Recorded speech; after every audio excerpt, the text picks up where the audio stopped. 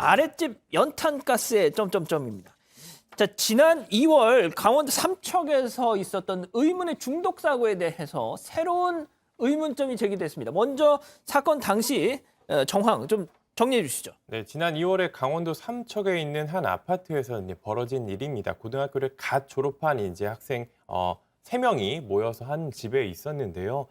지인의 아파트, 그 아파트에서 함께 이제 성인이 된 뒤에 이제 음주를 했는데 2명은 그 아파트에 잠들고 1명은 이제 그 장소를 벗어났는데 그 아파트에서 잠이 들었던 2명 중 1명이 숨을 거두고 또 다른 1명은 의식이 잃은 채 발견이 됐습니다. 이 숨진 학생을 부검한 결과 사인은 일산화탄소 중독이었는데요. 그래서 그 시점에 비슷한 다른 지역에서도 이런 일이 있었기 때문에 처음에는 이게 이들이 좀 극단적인 선택을 한 게 아니냐 이런 이야기가 흘러나왔었습니다. 그러니까요.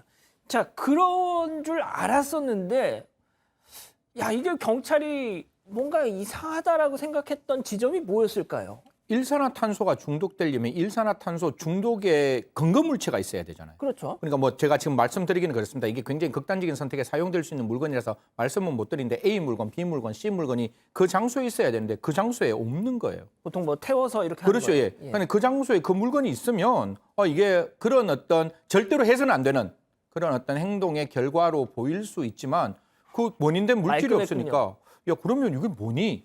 이렇게 해서 이제 수사가 진행됐습니다. 그랬군요.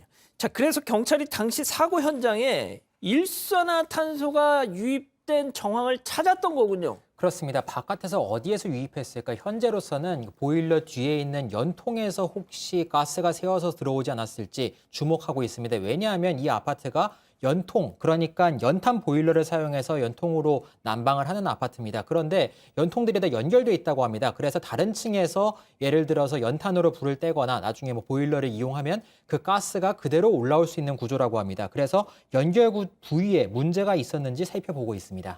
저는 아니 무슨 아파트에서 연탄을 태우지라고 좀 의아했습니다.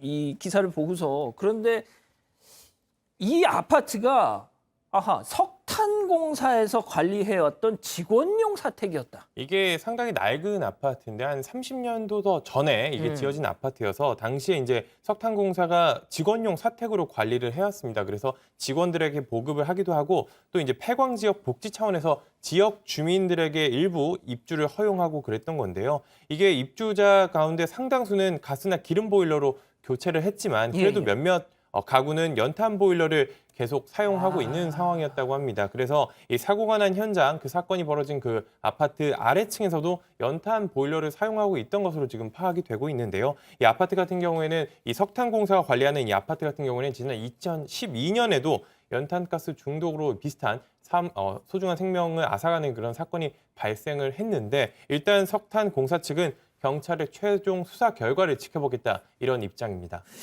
이 사건이 만약에 지금 우리가 얘기하고 있는 이 내용이 맞다면 정말 아랫집에서 올라온 연기 때문에 이렇게 목숨을 잃은 상황이 된 거잖아요. 아니 그럼 보통 이 일산화탄소라는 게 말이죠. 무생무취. 네. 그래서 뭐 이 침묵의 살인자다 뭐 이런 또 별칭까지 있는데 아니 변호사님 그러면 이 석탄공사가 이 아파트 직원용 사택으로 지어놨다고 하는데 거기 좀 책임을 물어야 되는 거 아닌가요? 연관성, 인과관계가 확인이 돼야 될 것 같습니다. 그 연통 부위에서 일산화탄소가 누출이 돼가지고 이런 사망 결과가 발생했다면 석탄공사 자체가 이걸 관리를 해야 되는 책임을 지는 거거든요.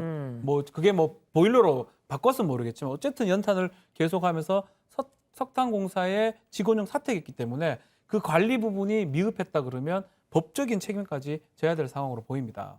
자, 그런데 이 사고를 당한 학생의 뭐 가족 쪽에서는 석탄공사든 어디든 뭐 그 일이 벌어진 이후로 뭐 미안하다 뭐 별 말이 없다면서요 지금.